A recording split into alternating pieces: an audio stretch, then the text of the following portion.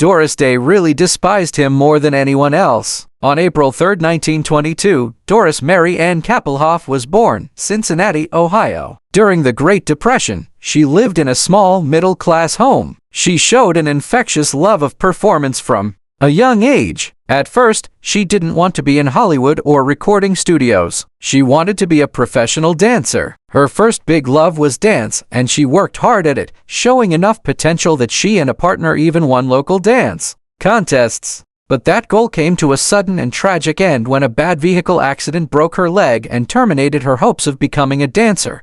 But fate stepped in a different way throughout her long and arduous rehabilitation. She was stuck at home. So she started singing along with the radio. She found that she had a natural, easy vocal skill that would soon become her best gift. Friends and relatives pushed Doris to play with local bands. Eventually, band leader Barney Rapp saw her and suggested she alter her last name to Day after hearing her sing day after day. This new moniker was the start of her career. In the middle of the 1940s, she got her big break when she joined the orchestra of Les Brown, one of the most famous band leaders of the swing era. Doris Day and Brown recorded Sentimental Journey in 1945. The song became an anthem for World War II veterans coming home and a defining hit of the time. Listeners connected with her warm, clear, and emotionally honest voice right away, which set her apart from other singers of the period. Sentimental Journey was more than just a hit. It gave America a voice that seemed to represent comfort, hope, and emotional honesty at a time when the country really needed all three.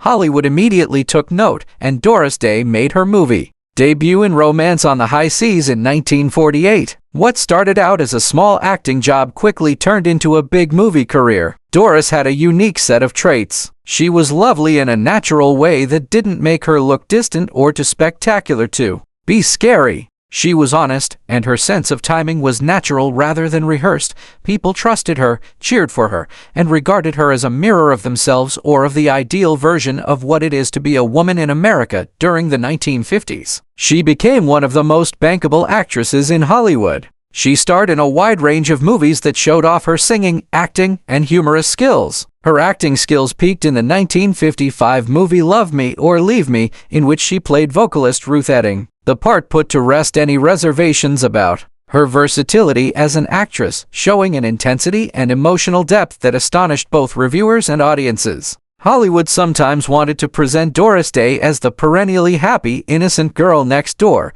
but she didn't want to be limited to just one movie identity. Alfred Hitchcock's 1956 movie, The Man Who Knew Too Much, included her singing cour, Sarah, which is one of the most memorable moments of her career. What Will Happen, Will Happen. The song became her hallmark tune. It won an Academy Award and went beyond the movie to become a philosophical anthem about acceptance, fate, and hope. Values that look to be similar to how Doris Day saw the world. In the late 1950s and early 1960s, she became a romantic comedy legend, especially because of her very popular on-screen pairings with Rock Hudson. Pillow Talk 1959, Lover Comeback 1961, and Send Me No Flowers 1964 were all movies that defined a time of smart, fun Hollywood romance. Doris Day's funny parts were full of keen intelligence and perfect timing. She also added a sense of independence and humor to her characters that gently challenged the gender standards of the time.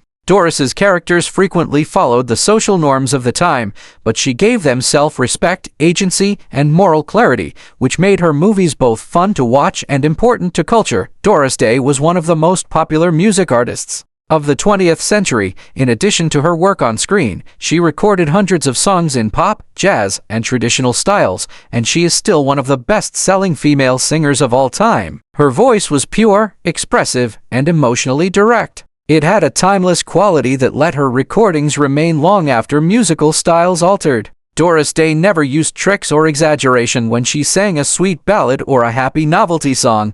Doris Day's personal life, like her amazing work, was full with deep love and great heartbreak, as seen in her several marriages that impacted her life as a woman, a mother, and a Hollywood star. She was married for the first time when she was very young. Doris married Earl Jordan, a superb trombonist, in 1941, when she was still quite young and about to become famous. Things went wrong very fast after they started with hope and love. Her marriage gave her a son named Terry, who will always be the most important person in her life. But behind closed doors, the relationship was very bad. Doris lived in terror and uncertainty because Jordan was physically abusive. In 1943, she dissolved the marriage, showing great strength and bravery, even though it should have been a time of hope and happiness. She chose safety and dignity for herself and her little boy above the false idea of a happy home. Doris tried again in 1946 and married saxophonist George Weidler. This second marriage gave her a friend and the chance to start over, but it was hard for her to handle the pressure of her quickly rising fame. As her career took off and her name became known as a symbol of wholesome glamour, her marriage fell apart. The stress of fame plus the fact that they weren't compatible made it impossible for them to be together. By 1949, the romance had quietly ended, and Doris was once again on her own when it came to love and life. Her third marriage would be the most important and complicated one of her life. In 1951, Doris married Martin Melcher, who not only became her spouse but also was quite involved in her work life. Melcher officially adopted her kid and took on the role of father. He went on to make several of Doris Day's most popular movies, which helped to make her the sweetheart of America. They stayed married for 17 years, which was the height of her fame and productivity, but beyond the surface of his professional success was a marriage that turned out to be full of control issues and bad money management. Doris had to face the terrible truth about how badly she had handled her money over their years together when Melcher died in 1968. This signaled the end of their marriage. Doris Day never stopped believing in love, even though these things let her down. She got married again in 1976, this time to restaurateur Barry Comden. The relationship seemed like a means to get away from the constant attention of Hollywood, but it also didn't last. By 1981, the marriage was over, ending her fourth and last marriage. Doris Day went through love, heartbreak, betrayal, perseverance, and resilience in her four marriages. Her love life was sometimes rocky, but she came out of it with her soul intact. She was not characterized by her failed marriages, but by her courage, her love for her son, and the grace with which she handled life's hardest challenges. Doris Day and Rock Hudson were the most famous Hollywood couple for decades. The leads of Pillow Talk, Lover Come Back, and Send Me No Flowers, who were all well-matched and smile.to audiences. They were charming, sexy, and light-hearted. But the truth was much more difficult than what the studio made it look like. In Doris Day's later thoughts, it became evident that her sentiments for Hudson were mixed with anger, disappointment, and a strong sense of betrayal that she didn't often let herself say out loud. People knew Doris Day for being friendly, strict, and very professional. She put honesty above virtually everything else, which was extremely important in an industry predicated on lies. She talked about trust in a clear way. I thought it was important to be honest. You didn't have much if you didn't have that. This mindset made her emotional break with Rock Hudson so hard to deal with. Day thought that their friendship was based on something fundamentally wrong, even though they had great chemistry on film. Day didn't know Hudson was gay when they made movies together. The studio system worked hard to keep this information from the public. She was really upset when the truth came out years later. It wasn't because of Hudson's sexuality. It was because of the lies that were told about it. She later said it wasn't what he was. Everyone else knew, but I didn't. Doris Day felt embarrassed when she realized what was going on. She thought she had been exploited as a prop in a meticulously planned falsehood meant to safeguard the studio's money. Hudson wasn't just a co-star, so the betrayal hurt even more. She believed she knew him. I trusted Rock, she said. We laughed, practiced, and worked together for years. I thought we were being honest with each other. She felt tricked when she found out that the romantic image they projected to the world was untrue. Today, it wasn't just harmless movie magic. It was wrong for her to do it. Over time, her anger grew stronger, especially as the media continued to romanticize their relationship. People talked about us like it was real, she said, and I had to smile along with it even though I knew it wasn't. That enforced stillness, a requirement of the studio age, turned into a type of brutality. Day thought that Hudson, who was shielded by the system, never really punished for the deception, while she had to deal with the emotional pain of it. Day's feelings became even more mixed up when Hudson told her he had AIDS in the 1980s. She cared about the AIDS crisis and supported study into it. But she didn't rush to change history. "I'm sorry for him," she replied softly, but it didn't change what happened. Her statements showed that she was not willing to let tragedy make up for years of lying. To Dora, sympathy did not mean forgetting. She was more frank when they were alone. She said, "I felt stupid, and I don't enjoy it when people make me look stupid." That feeling showed why she felt so strongly about Hudson. It wasn't hate in the usual sense. It was the kind of rage that comes from losing trust and understanding that a professional relationship she cared about had been built on lies she never committed to keep.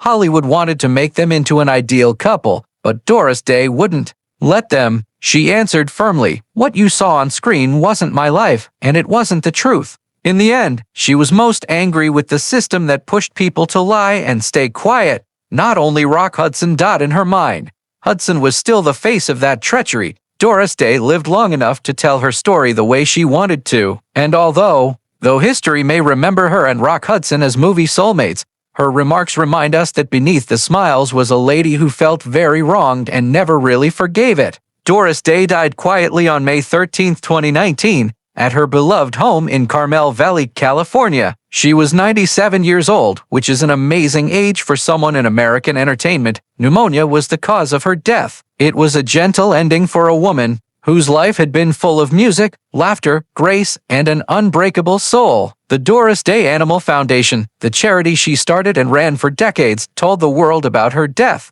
This shows how profoundly her identity was tied to caring for and speaking up for animals. Doris Day had made her wishes clear years before she died, and she stuck to her ideals. She asked for no funeral rituals, no grave marker, no public memorials, no big ceremonies or formal goodbyes. Instead, she preferred to keep things simple and private. She wanted people to remember her not via rituals, but through the happiness she offered to millions, the love she exhibited to animals, and the body of work she left behind that would never go out of style.